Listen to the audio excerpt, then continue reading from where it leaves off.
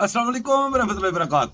दोस्तों ਅਸੀਂ ਗਏ ਮੁਹੱਬੇ ਵਤਨ ਪਾਕਿਸਤਾਨ ਨੂੰ ਪਿਆਰ ਕਰਨ ਵਾਲੇ ਜਿੰਨੇ ਵੀ ਪਾਕਿਸਤਾਨ ਨੂੰ ਪਿਆਰ ਕਰਨ ਵਾਲੇ ਨੇ ਉਹ ਇਹ ਨਹੀਂ ਦੇਖਦੇ ਕਿ ਕਿਹੜੀ ਪਾਰਟੀ ਹੈ ਕੀ ਕਰਦੀ ਕੀ ਉਹ ਸਿਰਫ ਇੱਕੋ ਗੱਲ ਵੇਖਦੇ ਨੇ ਸਾਡੇ ਪਾਕਿਸਤਾਨ ਵਾਸਤੇ ਕੰਮ ਕਿੰਨੇ ਕੀਤਾ। ਅੱਜ ਕੱਲ ਦੁਨੀਆ 'ਚ ਤੁਸੀਂ ਜਿਹੜੀ ਚੀਜ਼ ਪੁੱਠੀ ਕਰੋ ਥੱਲੇ ਲਿਖਿਆ ਦਾ ਮੇਡ ਇਨ ਚਾਈਨਾ। ਪਾਕਿਸਤਾਨ ਦੇ ਕਿਸੇ ਕੰਮ ਤੇ ਉਂਗਲੀ ਰੱਖੋ ਥੱਲੇ ਲਿਖਿਆ ਦਾ ਨਵਾਜ਼ ਸ਼ਰੀਫ। ਹੁਣ ਪੰਜਾਬ ਦੇ ਨਵਾਜ਼ ਸ਼ਰੀਫ ਦੀ ਕੁੜੀ ਹੁਕੂਮਤ ਕਰ ਰਹੀ ਹੈ ਤੇ ਨਵਾਜ਼ ਸ਼ਰੀਫ ਨਾਲ ਦਾ ਪੂਰੀ ਸਪੋਰਟ ਕਰ ਰਿਹਾ। ਕਿੰਦੇ ਵਾਸਤੇ ਰੋਲਾ ਤੇ ਪਾਇਆ ਜਾਣਾ ਨਵਾਜ਼ ਸ਼ਰੀਫ ਫਲਾਨਾ ਤੇ ਟਮਕਾਨਾ ਤੇ ਉਹ ਇੰਜ ਤੇ ਉਹ ਇੰਜ।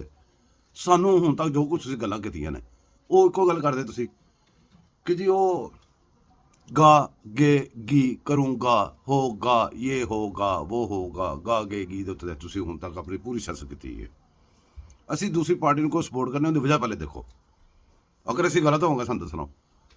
ਅਸੀਂ ਇੱਕੋ ਹੀ ਆਵਾਜ਼ ਸੁਣਨੀ ਚਾਹੁੰਦੇ ਹਾਂ ਇੱਥੇ। ਅਸੀਂ ਗਾ ਗੇ ਗੀ ਨਹੀਂ ਸੁਣਨਾ ਚਾਹੁੰਦੇ, ਅਸੀਂ ਇੱਕੋ ਹੀ ਆਵਾਜ਼ ਸੁਣਨਾ ਚਾਹੁੰਦੇ ਹਾਂ। तुम भी सुनो, जरा गौर करो। मैं ये नहीं कह रही कि मैं ये कर दूंगी, अल्लाह के फजल से मैं ये करके आई हूँ आपके सामने। आवाज आई जे, गौर ना सुने जे, डुब के मर जाओ बगैर तो।